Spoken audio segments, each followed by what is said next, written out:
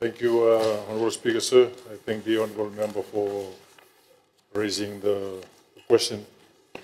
Probably he is fully informed of, and as a former head of HR of the Ministry of Education, this information would be in his fingertips, as one would expect.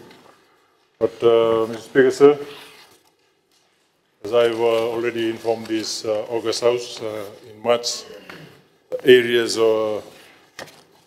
need in terms of the teachers in Ministry of Education are STEM subject teachers, areas of science, chemistry, biology, physics, computer science, industrial arts, maths. Those are referred to as STEM subjects, and also PMEC areas, physical education, music, art and craft. So if you clarify in terms of your questions, the specific shortage of teachers is shortage because most of them are migrating for reasons because they have better opportunities abroad. And some have also found better opportunities locally.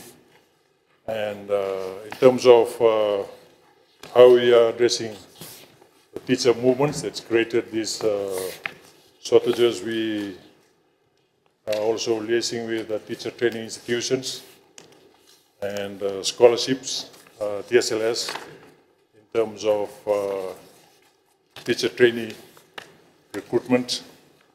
And we're also reviewing the recruitment and deployment policies and strategies for the Ministry of Education. Also, Mr. Speaker, sir, we are recruiting final year students as of January 2024 in these specific areas, including also primary school teachers from training, teacher training institutions to fulfill the requirements first at FTRA with a registration fee of $25 for limited authority to teach certificate valid for 1 year. And in the process, we would also work with the teachers, those teachers to complete their programs of studies. Also, Mr. Speaker, sir, as part of the People's Coalition Government Initiative, the Ministry of Education also implemented policies favored for teacher retention.